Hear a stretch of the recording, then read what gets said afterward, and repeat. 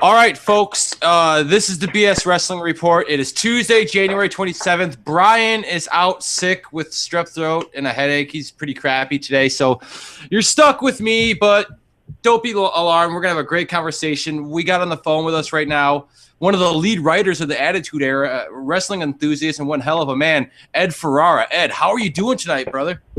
I'm doing awesome, especially being introduced as one hell of a man. That's the best I've had in a long time, so I appreciate it, and I'm doing pretty good. Good. Yeah, go ahead. I'm sorry. No, it's all good. I have a little ADHD. I mean, I tend to get a little overexcited at times. So Ed, you and I we've been trying to set this up on Twitter for quite some time, and we've had some great guests on the show. Devon Dudley, DDP, Eric Bischoff, Ken Shamrock. Honestly, this really takes the cake for me because you're really behind the scenes and involved. And with that said, you watched the Royal Rumble on Sunday, didn't you? Yeah, I did. How would you have booked it? Well, I mean, here's the thing. It's real easy to be a Monday morning quarterback or a Tuesday night quarterback, or however you want to look at it.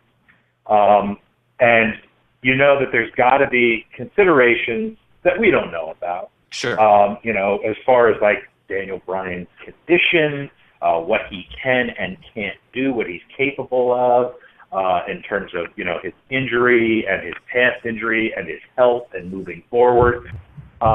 That said, all that aside, I was incredibly disappointed in the fact that for 2 years in a row, they did not listen to the fans. And this is a company who, years ago, and even before I worked there, I remember Vince being on TV and talking about how we listen to the fans and we give you what you want. But that's just lip service because they really don't, and they haven't in quite some time. It's always, they always go back to they'll eat what we feed them mode of booking, and that's what they're doing right now. They have a plan, which at one point I thought was a pretty good plan. Yeah. I'm not looking at Roman Reigns and saying that dude is ready. He will be, and he will be the man. And he has got a tremendous upside. The problem is, he was down and out for a few months this fall. Yeah. And when he came back, it was not just a fait accompli that he'd be able to step right back into where he was, especially how hot he was before he went out. Yeah. But they treated him that way, and I think the fans are reacting to it. And I think that if they don't adjust their course quickly and decisively with regards to this, they're looking at another die Rocky die. Yeah, I think you're right, and I'm glad you brought up Rock because did you notice his face when he held up Roman's hand? He looked a little defeated. Yeah, I think he knew. I mean, Rock is a smart guy, and he could feel it. He could, when you've been to live shows, you know what I mean when I say when you're out there in the crowd and you can feel it. You can feel the electricity, or you can feel just the negativity. And he could feel that, and he knew he was out there for one reason only, and that was trying to like salvage this. Even though I don't know what they were thinking, and you've got your big baby face Superman, soon to be champion that they're trying to get over, and what do? They send the Rock out to save him, from Kane and Big Show of all people. So I just felt it was a misfire, and I think the look on Rock's face was from if we're not reading into something that isn't there, it had to be. He's a smart guy. He felt it too. He knew what was going on, and he was not happy to be in the middle of it because it was not the best way for Roman Reigns to begin his road to WrestleMania. Going into the show, usually we have a damn good idea of who's gonna take it. Like last year, we all knew it was Batista. Yeah, the internet ruined it. When Brett and Luger were in it, it was obvious those were going to be the two guys. Did you have an idea of who was going to take it last night? Because I mean, I'm not an expert. I didn't work for the machine, But I have common sense, and I'm a pretty perceptive person, so I kind of pay attention. But I had no idea who was going to take it. Did you have a feeling of who was going to take it? You mean Reigns? Yeah. Did you think it was going to be him? Okay, I didn't know if you meant that match or if you meant the title match. Yeah, I mean, I went into that hoping that they would give it to Bryon, just because the response to him was still so off the charts. I mean, there was nobody in that match as over as him. So I was hoping they would do that, but I wasn't assuming they would. I was assuming that they were going to give it to Roman Reigns, but I was hoping that they were going to do it in such a way that the crowd wouldn't shit all over him. Oh, I'm sorry, I don't know if this is a PG or uncensored. Say whatever the fuck you want. Okay, awesome. So I didn't realize that the crowd was going to shit. That the crowd was going to shit all over him. But I mean, they had to know that they were going to Philly, and the fans in Philly are a different breed, and you have got to write your TV with that in mind, or else you're going to have what happened on Sunday night. Yeah. So I was assuming they were still going to go the course with Reigns because that's just the way they are. But I was at least hoping they were going to do it differently. Like, how about have Reigns go heel and have him eliminate Daniel Bryan as the final two, and then you've got a reason for everybody to boo him. And that's the design, and now he's over as the biggest heel in the company for smacking down Daniel Bryan. Yep. That's what I would have done, and that's what I was hoping they would do, something like that to take control of what was potentially going to happen with Roman Reigns. But they keep going back to that. We're just going to jam our number one guy down everybody's throat, and at least Cena worked for a little while on top before people started backlashing against him and reacting against him. But this is not a good way for Reigns to start his run. And if they don't have Brock Lesnar beyond WrestleMania, what are they going to do? They're in trouble. Like I don't know if you're pretty active listening to a podcast. I listen to Stone Cold religiously, and today he had Wade Keller on from Pro Wrestling Torch, and it was a great piece. Hour and a half flew by quick. Those boys, I mean, Steve, he's smart motherfucker.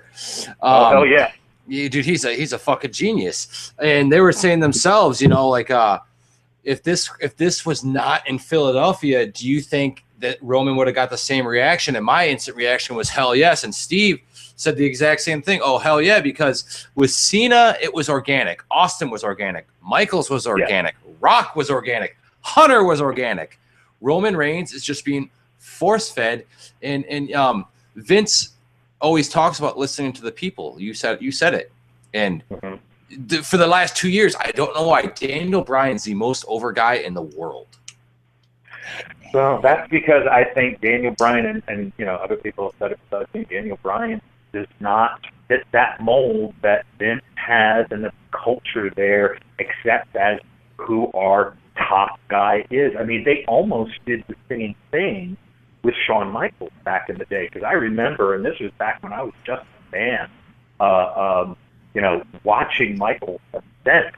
And I remember it took him a year longer at that time than I thought it should have to finally get the belt. He had and I don't even remember the specifics of the WrestleManias, but I know that the year before, he finally won the belt.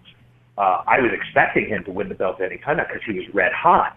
But by the time he got that belt, he had kind of cooled off a little bit. And that's exactly what I saw happening with Bryan almost 2 years ago in that build-up to the SummerSlam where he beat John Cena. That was the moment to make him. They had him right there. And then they systematically dismantled him and tore him apart and beat him down and demeaned him and made him not the top guy by the way they treated him in the way they booked him in the subsequent weeks and months.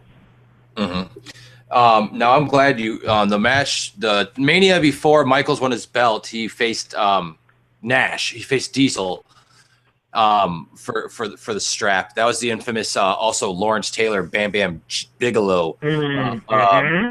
8-minute whatever you want to call it matchup. Yeah. So what did you think of the triple threat match? Like, I'm 34. My dad got me into wrestling when I was 2. Like, I was there for Hogan and Andre. A lot. Yeah. So we were my old man and I were 6 rows off. I grew up about 15 minutes from the Pontiac Silverdome, which the place is, well, before it was torn down, it's fucking massive. So yeah, I was there for that. I remember marking out when Savage won the tournament in WrestleMania 4. I cried when he lost at WrestleMania 5. I was never a big Hogan guy until, NWO. What did you think of that triple threat match? To me, that was one of the best title matches I've ever seen in my entire life. I thought those guys, all 3 of those guys, busted their asses, and they put in such a good match, and so many awesome moments in that match. And just Brock, you figured, or at least I did, for a little while when they first announced it, that Rollins was going to be a little lost in the shuffle. And also my fear was, as much as we had Cena Lesnar, Mm-hmm. the way I look at it, and it's the way that I always looked at it when I wrote, and also as a fan, a one-on-one match has more meaning than a 3-way. A 3-way dilutes the importance of the match. It dilutes the cleanness of the win or the potential win, and it makes the issues more diffuse. It's not one man versus another man. It's 3 guys against each other. The champion can lose without getting pinned. All that stuff. It has all the earmarks for just ridiculous, overbooked finishes. That said, this match was off the charts excellent. All 3 of those guys were incredible. I was so impressed with Brock and his seeming babyface turn when he made his comeback in the match. That was, if I've ever seen a babyface comeback, that was it. And just how well Rollins was in there, and he has really stepped up his game, and they have elevated him well.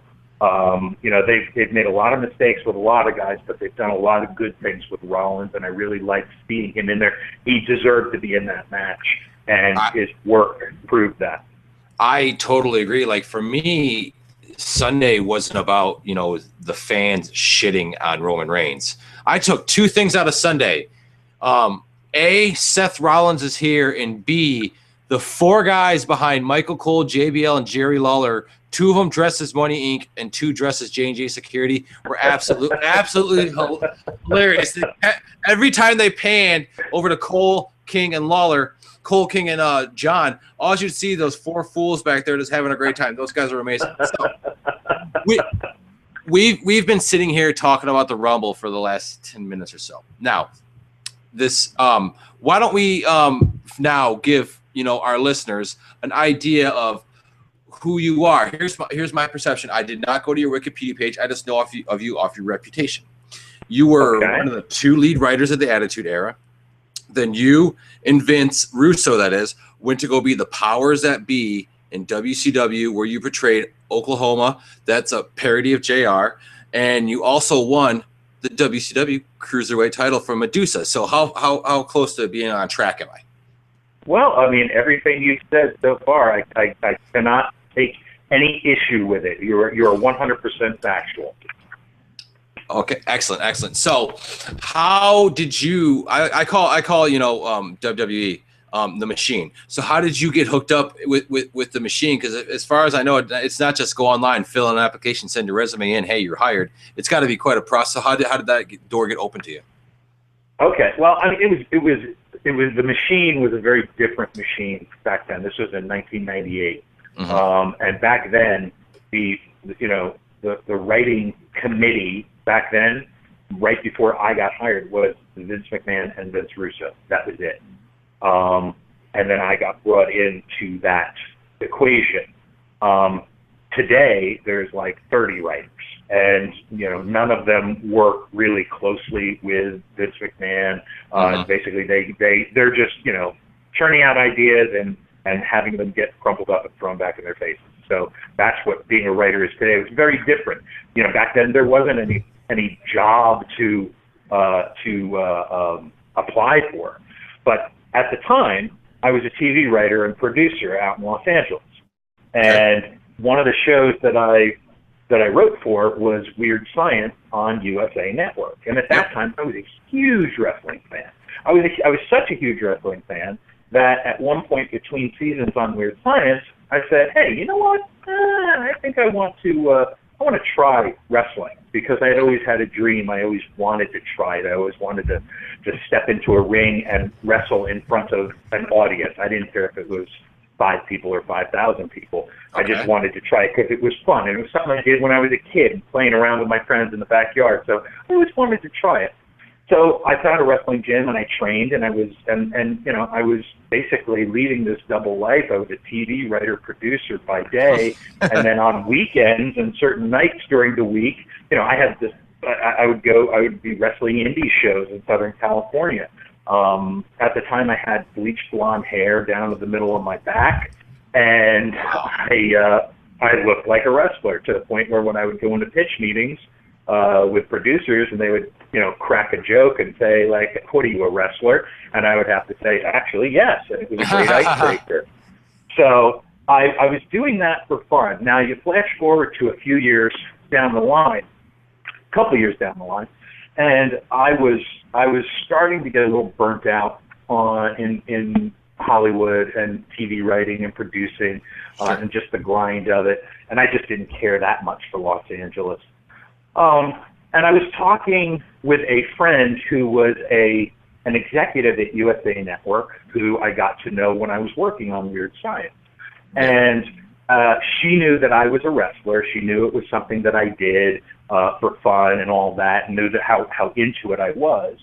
And one day I just made the offhand comment, hey, next time you talk to Vince, if he ever needs any creative people, throw my name into the mix.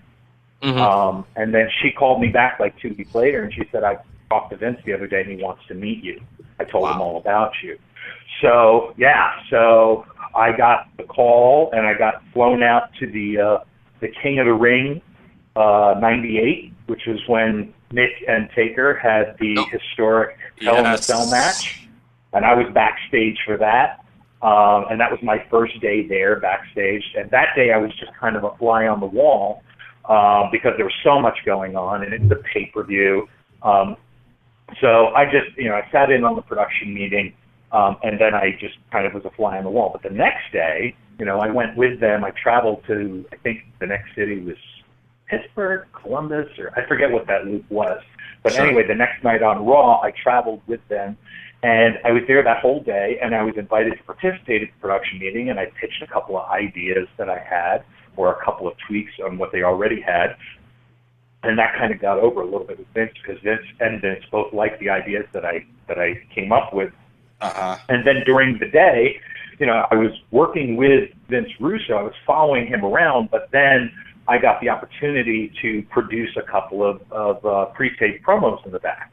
I got to write the promos, and I got to produce the talent, and it was kind of like an on-the-job, an audition. A live audition for the job. But I didn't think twice about it. I didn't think I was applying for a job. I just thought that this was a courtesy meeting for my friend who was at USA Network, and they were doing her a favor and letting me live my dream and play with the action figures that I had grown up with. And so then I went home after that, didn't think twice about it, and then like 2 days later I got a call from Vince McMahon, and he asked me, how would you like to do this for a living? So that was when I made the decision to leave LA, and my wife and I, we packed everything up, and we were, I was working with Vince the next week. I was flying out there and working at Vince McMahon's house the next week, but then it took us about a month to finally move out there to Connecticut. Is that where you're at now? No, I have moved so many times since then. You'd think I was in witness protection, but right now I'm in Florida. So what part? I'm in Tampa. Oh, I'm in Orlando. Oh shit, that's an easy ride. One day, we'll have to sit down and grab a beer for a drink. Yeah, if you ever come up here for an NXT taping, then we can hook up. I've never gone to the NXT taping, but I work at Full Sail. That's where I teach. So I'm there. They always have the NXT tapings there once a month. One of these days, my friend, we will make that happen. So Sounds good. I will let you buy me a beer. I will, anybody I bring on the show, and I say let's grab a beer, I always buy them one. I started with Garrett Bischoff, continued with Jesse Sorensen, Wes Briscoe, Devon chose wine. So anybody who's local I can meet up with, I always buy them a beer. Just hey, you know what? Thank you. Here you go. Get drunk on me. Sounds good. If any of them got drunk on one beer, I would say that would be a little suspect. No, actually, all right. Did you get the chance to meet Kurt Hennig?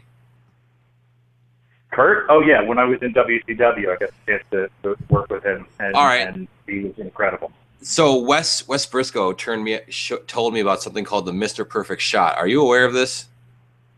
If I am, I'm no longer. It's something that has been pushed out of my memory. So tell me what it was. Take a double shot of Jack, gargle it for 20 seconds, and swallow it. I couldn't do it. I can picture Kurt doing it. I can picture him doing it, but no, I couldn't do it. I can't even drink hard alcohol. I'm just a beer drinker. Whiskey that just eats a hole in my gut.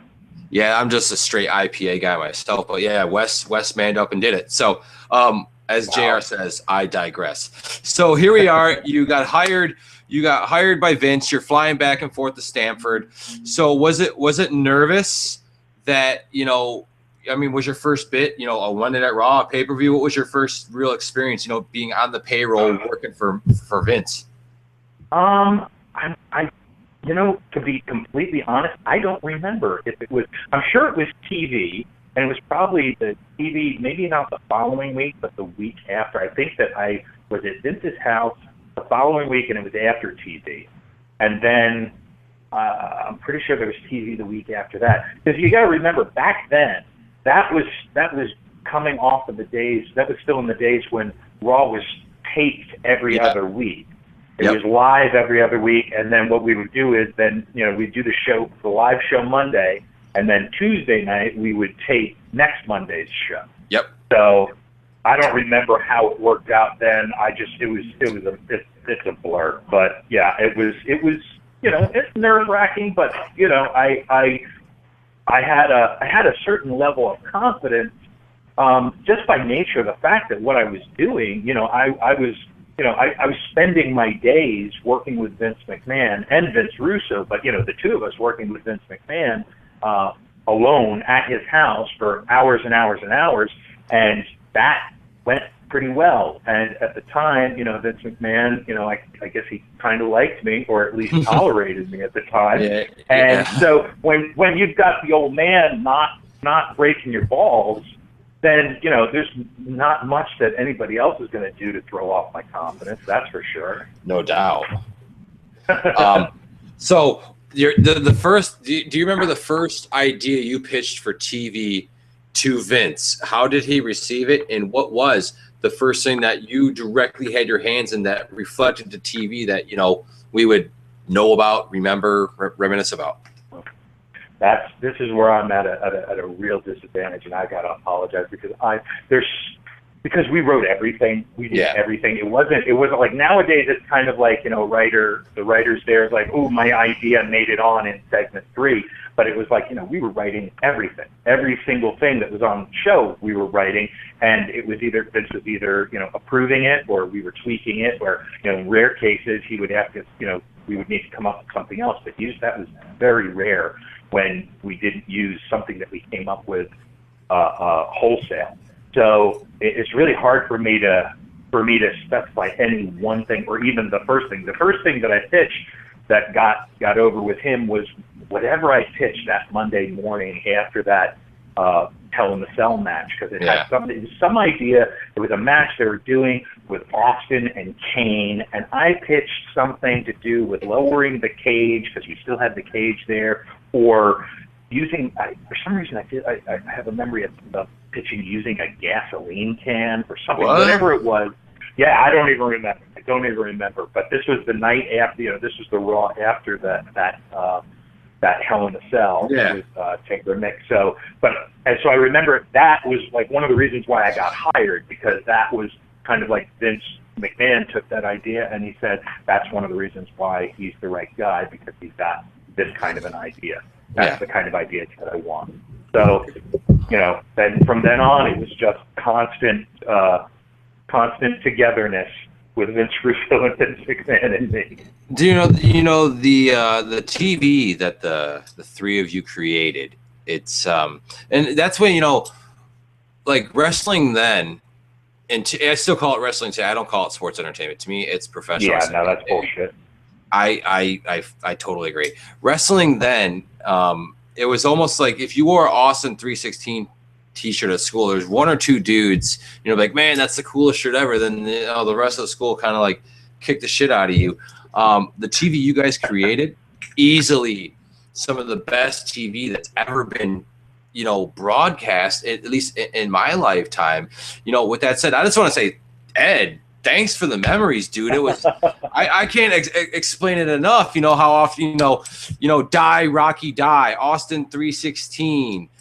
You guys broke out of the shitty gimmick era, and then you guys just you made me a fan again with everything that you wrote. And I know if Bryon was here, he'd be preaching the same fucking shit right here to you.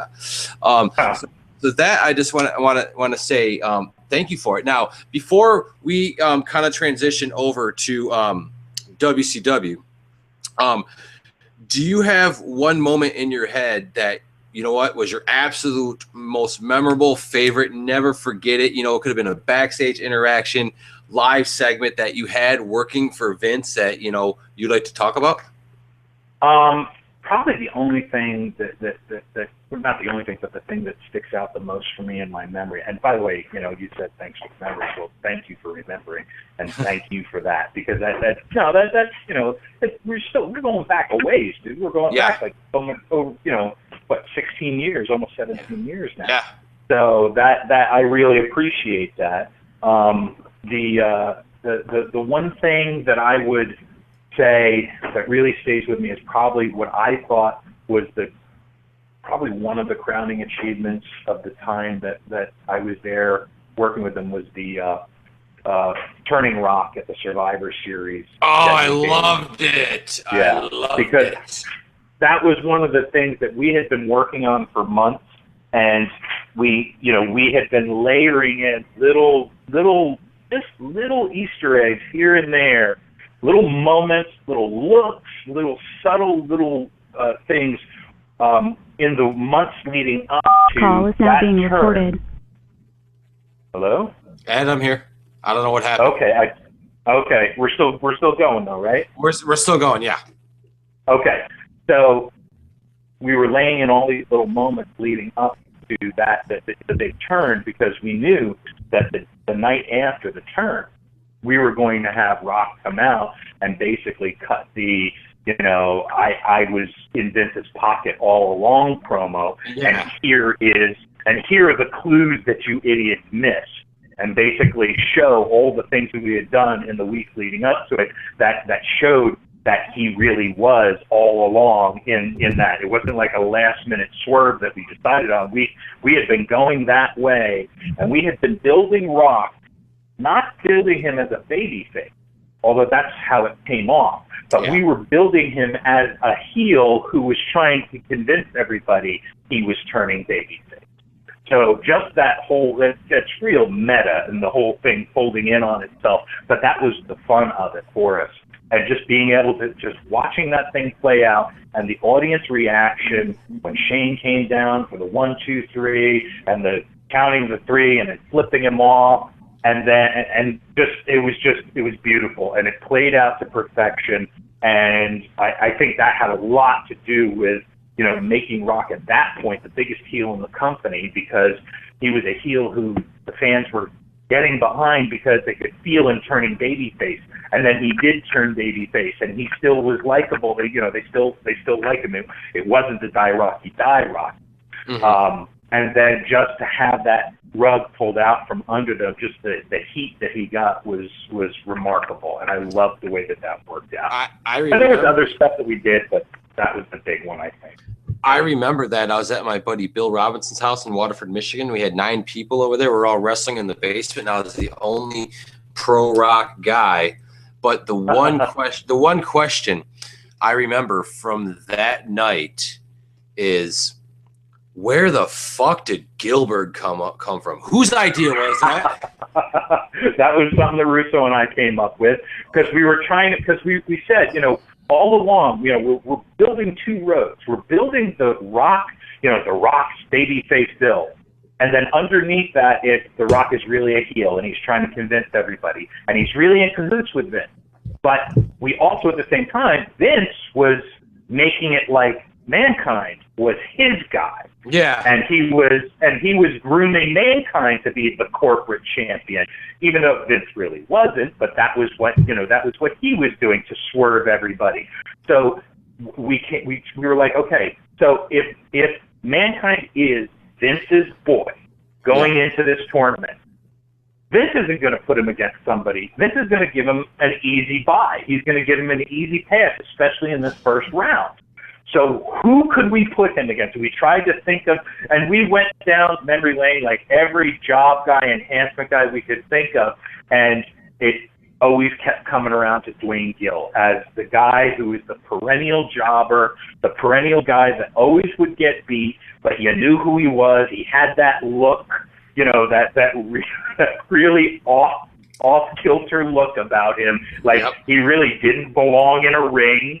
But he was there because he loved to be there. So, okay, so then we came up with that. And then I forget about Gilbert, like where that came from when we did, but it was part of the whole process. But for me, my favorite part of that whole deal was when Gilbert, first you had Vince cut the promo of introducing Gilbert and building him up and talking about his storied career in every sports entertainment organization worldwide, and he has faced the greatest of the great and all of that stuff, and just putting him over. And then when he came out, everything we said in that was true.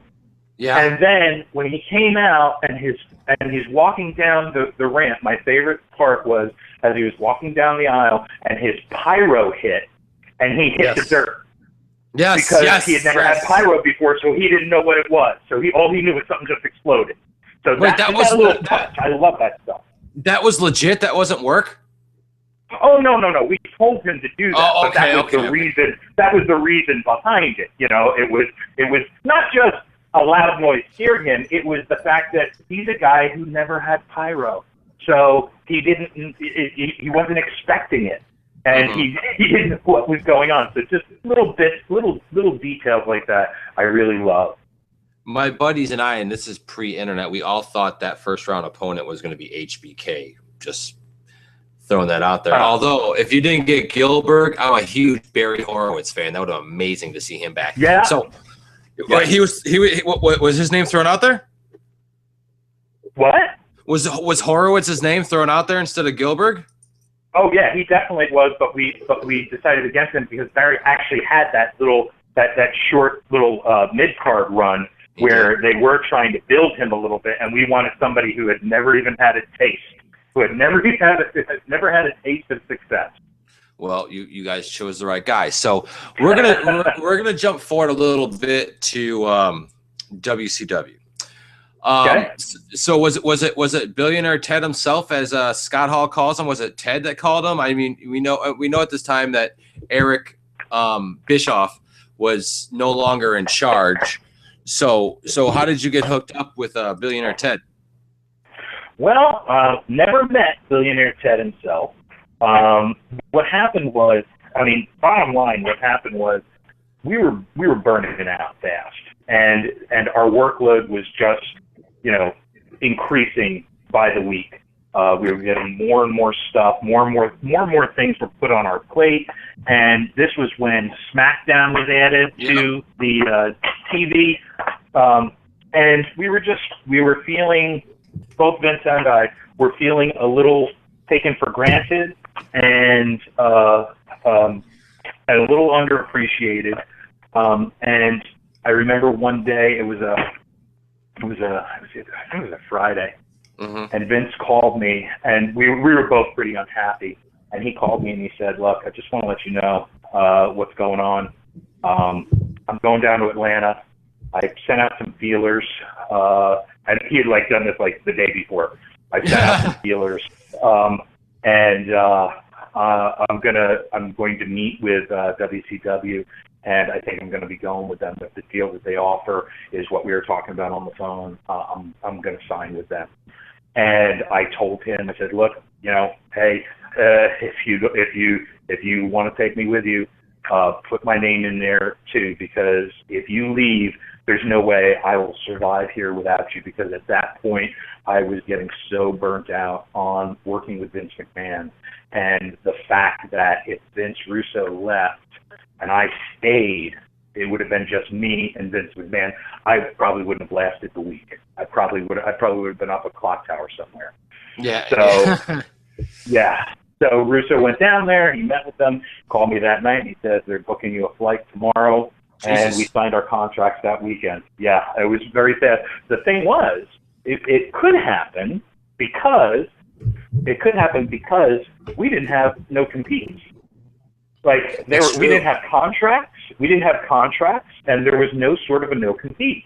And there were a couple of points during my time with WWF, when I first got hired, and then at another point in the middle of my time there, when I actually was seriously considering stepping away, that I said, "Hey, how about a contract? Shouldn't we?" Because I'm a writer in the entertainment industry. Yeah. Everything I had ever done was a contracted gig, and the contract protects both of us. So I kept bringing it up, saying, "Shouldn't we have a contract? Don't you do contracts for stuff like this?" And Vince McMahon was always like, "No, that's not how we do things here." And I was like, "Oh, okay, if you don't want to do that, that's fine." But that is what enabled us to essentially leave WWE and then the next day be working for WCW. So that next night at TV, after we were gone, from what I heard, they had non-compete documents shoved in everybody's face who was backstage to make sure everybody signed no compete, so that way what happened with us leaving couldn't happen again, or at least not quite so easily. Yeah, I remember when you and Vince started. We didn't see your guys' faces for a little bit. Right. I know we got time constraints here, so we can't spend too much time on it. What did you think of your time from WCW? And did you? And I don't know if this is okay to ask, but I'm just gonna. You know what? We're guys talking. Did you let JR know you're gonna do the Oklahoma thing, or did he kind of call you and be like, "Hey, dude, what the fuck"? Neither of the above. And the thing with I'll address the JR thing. Then we can go back to talk about WCW in general. Okay. But I mean, that's something that at the time, that was something that was very ill-advised on my part. That was something that, we were, just to give you a little idea of, what our mindset was. We were number 2. We had jumped to the number 2 company. And we were trying to build it up, and we were trying to, make some waves. And one of the ways we were trying to make waves was taking shots at WWF, actually, wherever we could. Right. So Vince came up with the idea for the Oklahoma character. And one thing was I never wrote any of this stuff for it because I hate producing myself. So I always make sure that whatever I was performing, I didn't write. Yeah. So that way there was that perspective there.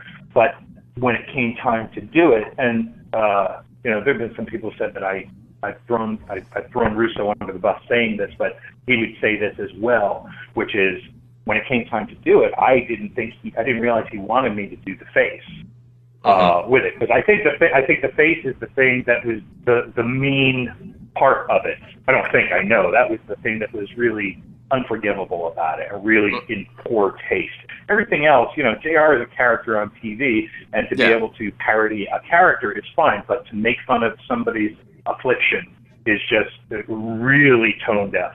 And Yeah. that's the thing that I really regret doing.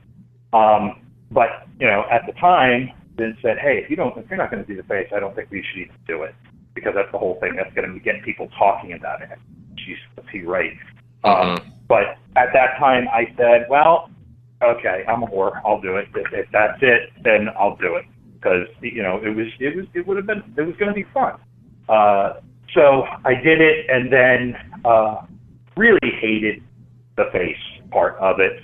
But then it was a moot point, because like 2 weeks later, Standards and Practices for Turner Networks contacted us and said, if you're going to keep doing this character, you got to drop the face. We're getting some complaints from people with Bell's palsy, and you know, I was just so relieved at that point to not have to do it. Now, that said, in the intervening decades since then, I have long since apologized to JR. Spoken to him numerous times about it, apologized privately and publicly to him, and I was just on his podcast a few months ago, and we talked about it. You sure were. It was a great interview, by the way. Oh, thank you very much. Hope this one is too. And you know, it was it's the sort of thing where I always had a lot of heat with fans for doing it, and I can understand that. Because we're taking, you know, that was one of the things that we were trying to do. We were taking a shot at somebody who's going to love it.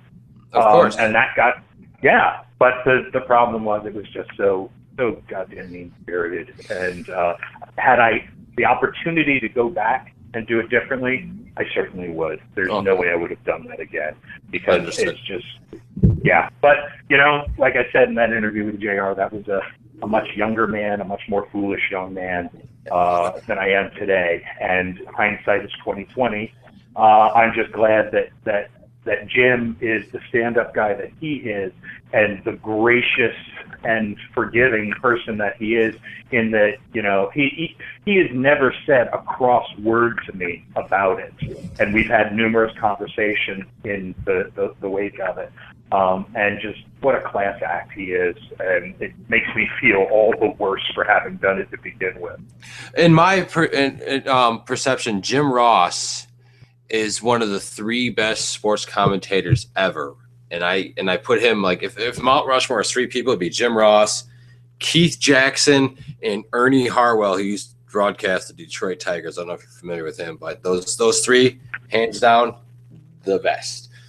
But well, I'm not much of a sports guy, so I don't know those 2 other guys, but I certainly will agree with you that JR belongs on there, because I don't need to know anybody else to know that he belongs on the Mount Rushmore of sports journalism.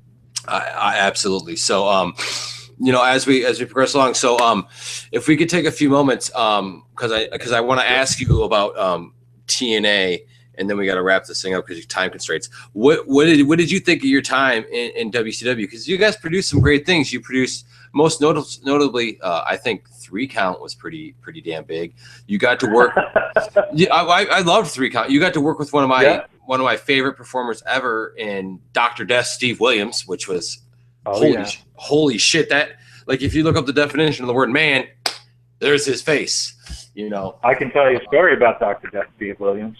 Please. Rest his soul. I mean, the thing is, I don't know if you recall this, but the first time I ever did the JR thing, it was actually on WWE TV or WWF TV. There was an episode of Sunday Night Heat where at the time Tiger Ali Singh was doing like the $1 Million Man gimmick, where he was offering cash to people in the audience to come up and do demeaning things. Yep.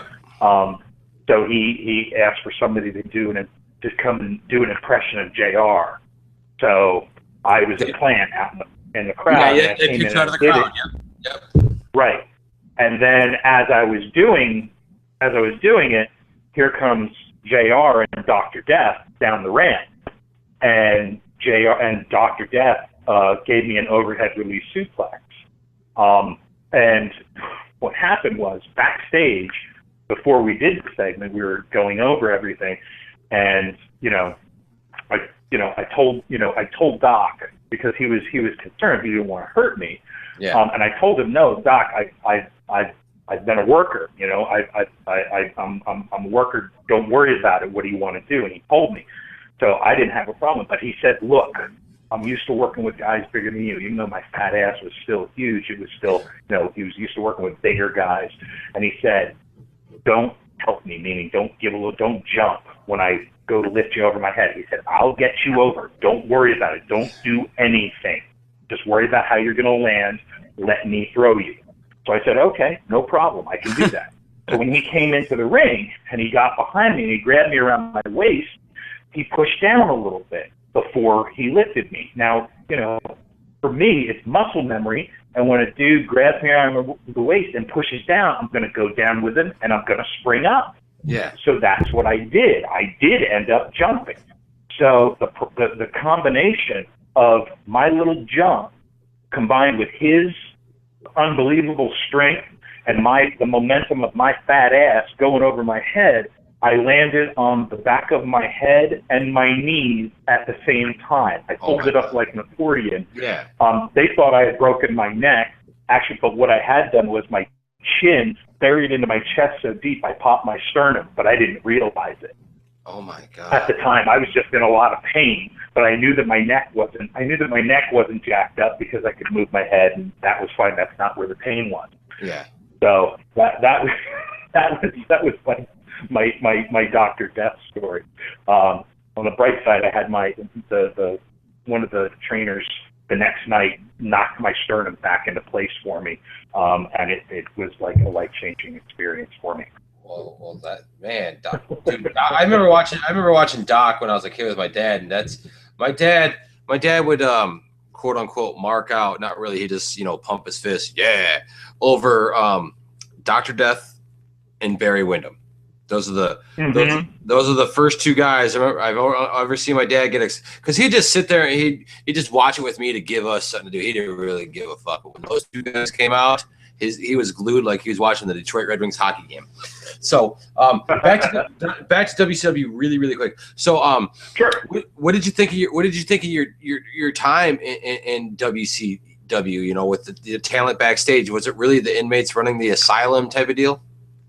Yeah, it really was. It was really brutal with chaos, and that's the thing. We didn't know that when we had signed on that the Titanic had already struck the iceberg and was taking on water. But nobody told us that, and it was chaos backstage. And our problem was we were used to, and we were coming from structure. We were coming from structure. We're coming from discipline. We're coming from order. And the ironic thing was we were coming from the wrestling company into the TV company because, WCW was owned by Turner, and that's a TV company. And they were more disorganized than WWE, who's just the wrestling company. Yes. So we had that. But yeah, it was chaos. It was the politics were brutal also because there was no Vince McMahon. There was no place where the buck stopped. Yeah. And that made the politics just all the more unstoppable.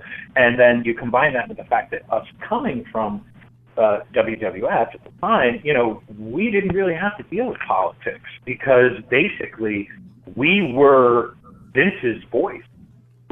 Whatever we were doing, it was with the understanding that we speak for Vince because Vince totally bought into what we were doing. He believed in it, and he supported it.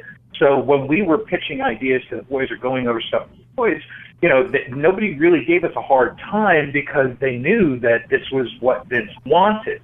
Yeah. We didn't have that in WCW, so we had everything was a negotiation. We had to negotiate everything, every win, every job, every beat of every story. Somebody had a problem with it, and it just got really old really quick when we're spending more time putting out fires and negotiating things when we should be spending that time coming up with more cool stuff to do. So it was difficult. And it was frustrating, and it was very demoralizing. So, yeah, that's my impression at the time at WCW. It never was a dull moment, but not for good reason. Whose idea was it to bring back the Outsiders together? You or Vince Russo? I think that was a natural for us. Although at the time, I don't even remember why they hadn't been on TV. I think that there was like Scott Hall had been suspended, but I don't even remember. But it was a no-brainer to bring them in and use them together. Yeah, because those two guys, peanut butter and jelly, they Scott and Kev were just absolutely amazing. So, all right, we got a couple minutes left. I want to ask you one last question. I want to get your social media plugs out there. Sure. TNA, you had a run at it. What do you think of TNA? Do you think they can compete with the Machine? Not currently. I mean, and TNA has got a lot of problems. Let me start by saying this: I want TNA to compete. I want TNA. I want there to be more places for boys to have options. Me too. When their contracts come due, and because that's where competition really helps. And now you've got Lucha Underground, which is really good. Amazing work. Yeah. So I mean, but again, only so many spots there. It's only an hour a week, and it's a limited run. It's not even year round. They're not doing house shows. It's just a TV show. Yep. So you're not gonna make a year's salary necessarily off of working for Lucha Underground. Maybe you will. Some guys will. I'm sure, like Del Rio will, absolutely. But but there are, I'm sure, plenty of lower guys on the card that aren't. But the bottom line is, I would love to see TNA blow up. It's just from day one. It's just been one stutter step after another, a false start. And just because I was with them 2 times. I was with them at the very beginning, back during the days of the weekly pay-per-views. I used to order. And then which were fun, but it was a completely different thing. And then I was with them again, and then I wasn't booking, I wasn't doing creative at all. I was just doing the horrible color commentary, and I was also the post-production supervisor behind the scenes. But then when I went back in the fall of 2009, and I was there for about 10 months, 10 months, then I was working creative, and I really was looking forward to it, and really looking forward to doing some good stuff. Like it was going to be Vince and I back together again, finally. And then the week after I came in, they signed Hulk and Eric, and that just, everything went out the window because then it was no longer about us doing the TV that we would want to do. It became us trying to do the TV that Eric thought we should be doing, because Eric was kind of installed above us. So yeah, that really didn't work out the way that I had planned or hoped at that time. I think there's a lot of talent in TNA, a lot of talent. I'm a huge James Storm mark. Yeah, James Storm. You can go down the roster, and they have just got so much raw talent. The problem is the fans. It's really hard to buy into the company where it seemed like every 2 months they were going to reinvent the business, and they were going to do something that was going to change everything, and it turned out to be a popcorn fart. And it gets to be, you get that so many times that people kind of tune out, and they say, well, when you get your shit together, then maybe I'll start paying attention again. Now, here's hoping that their restructuring is working, that the new TV outlet on Destination America works well for them. I wish them the best. I have no ill will toward them. I really would love to see them take off, but they've got a long, illustrious history of making some really shitty decisions, and business-wise and creative. And here's hoping that they try and get back to basics, keep it simple, and just let the boys do what they do. My hang up with TNA is Dixie. On screen, I don't buy it. I don't believe it. Even there's things the Machine does that I say insults my intelligence as a human being, and it I just don't buy Dixie. I mean, when Bubba or Bully, whatever you, by the way, he got the pop of the night at the Royal Rumble, I feel. Yeah, he definitely did. I was really surprised to see it. I was very, very relieved to see him. When Bubba put him through a table, they were trying to create Austin and McMahon. Yeah.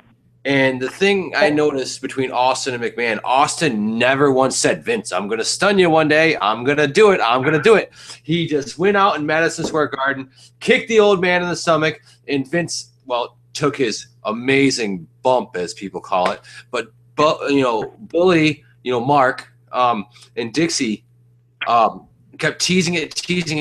By the time it happened, I'm like, what? That's it? Really?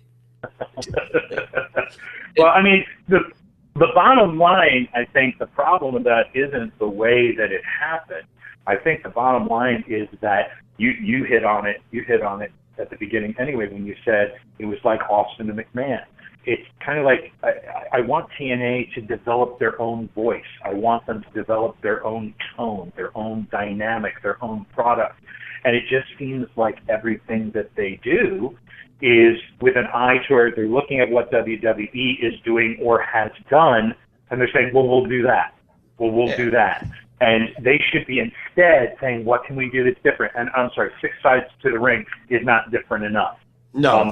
It's got to be the style of stories that they're telling, the way that they're introducing and building talent. All these things are where they should be focusing on establishing their own voice, as opposed to trying to do what the big kids do.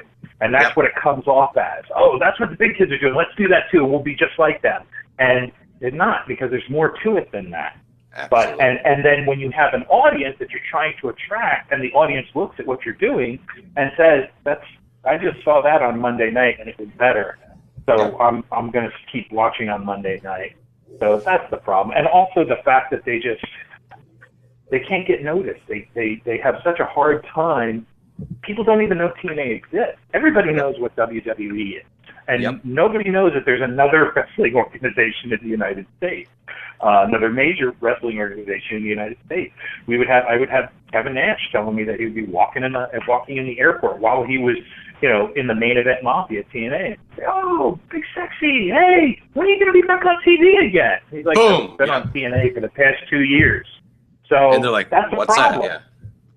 Yeah. And if that was my company and I heard that, that would immediately have been my first project, and where I was putting all of my energy in getting this company some notoriety, getting people to recognize it, and it just never really happened, and it's a shame. But hopefully now they'll come back from a strong foundation, and they'll build their way up rather than try to buy their way up.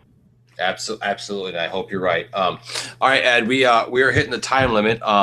Before you go, Bryon just sent me a text. He says, he hopes a couple months down the road we can bring you back. He really wanted to be here, but he's sick.